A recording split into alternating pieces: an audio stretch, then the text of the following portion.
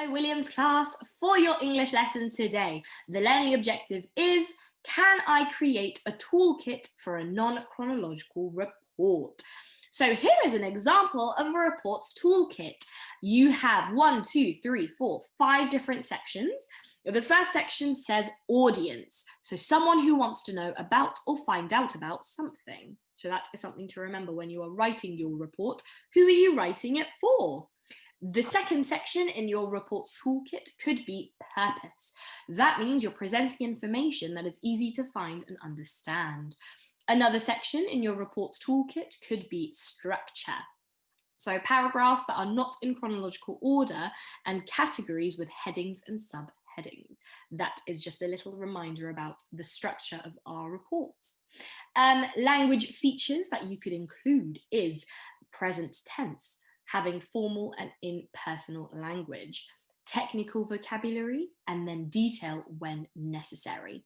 And lastly, some examples of reports include dictionaries, reference books, encyclopedias, school website, or a poster or leaflet, including factual information inside of that leaflet.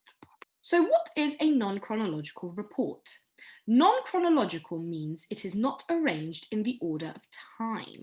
A non-chronological report is a non-fiction report which is not written in time order. So that means it is about something that happens in real life. It is not made up. A non-chronological report is normally written about a subject rather than an event. So it does not have an order. Can you think of any reports that would be written non-chronologically? Some examples include a non-fiction book, a leaflet, catalogue, or an advert. Let's read through the text map together. As I am reading, on your whiteboards or on a piece of paper if you don't have a whiteboard with you, write down any features that jump out at you. Here we go. Boudica, queen of the Iceni tribe. Have you ever wondered what makes a good leader? Read on to find out more about a famous leader who led her tribe in a rebellion against the Roman Empire. Who was Boudica? Boudica was the joint ruler of the British Iceni tribe who lived in a region of Britain, now known as East Anglia, with her husband Prasutagus. Under Roman law, Boudica as a woman had no right to inherit her husband's property. Prasutagus hoped to safeguard Boudica's position by making an agreement to leave half his property to Rome.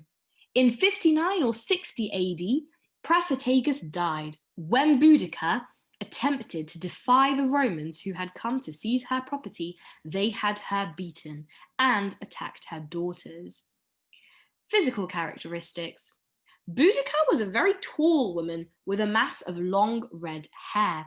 She had fierce eyes and a harsh voice. Boudica was a lady who was noticed. Boudica's army. Boudica rose up and staged a rebellion against the Romans. She brought together tribes to fight against the Romans and tried to force them out of Britain.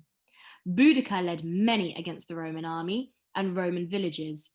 Her army greatly outnumbered that of the Roman attacks. It was in her final battle that Boudica met with defeat. Although her army was large, they were not as skilled and as organized as the Roman army. Boudica exemplified a great leader. She was fierce, brave, and fought for what was right. And some fast facts for you there. And did you know the name Boudica means Victoria or victory? So there we go, that is our text map. Now, what did you notice in the non-chronological report? Now, not just what it looks like, but what goes into it. Let's create a toolkit of everything that goes into our non-chronological report. So non-chronological report is a text that gives facts and information about a particular subject that people will be interested in and would like to know more about. When we look at the non-chronological reports without reading them, we notice the following things quite quickly. There's a title, we have paragraphs, there are subheadings above the paragraphs, and there is also very often a diagram or an illustration in the non-chronological report. But when we begin to read the text and look more in depth, we find the following features: past tense, because it is a historical non-chronological report. We have historical facts, pronouns such as I, you, he, she, and you also have conjunctions that combine more than one idea. Here is our toolkit, which is right next to our text map. So everything that I've just mentioned to you about what is included in our toolkit is written there for you in one space. Your 3 tasks are as follows. Task number 1. You are going to create a toolkit for non-chronological reports. Now, the amazing thing is that you have your toolkit available right here. So what I will be looking for then is your best handwriting and some creative ways of showing me your toolkit. Maybe you could use some color. Just an idea. Once you have finished task number 1, task number 2 is to find examples of the features in the text. So all of the different features you have here, I would like for you to see where you can find them in your text map, highlight them, draw a line underneath them, underline them, whatever makes it easier for you to spot it, and then draw a line and write what that feature is. Is it the title that you're highlighting here? Is it a paragraph? Is it a subheading? Etc, etc. So that will be task 2. Really make sure that you are getting as familiar with the class text map as possible. And by highlighting the different features, you are getting more and more used to seeing those features on a non-chronological report, so that when you do get to writing it one day, you will know exactly what goes into one. And then once you have finished task number 2, your third and final task is, can you explain what non-chronological reports are for and the specific way that they are laid out? And why are they laid out that way?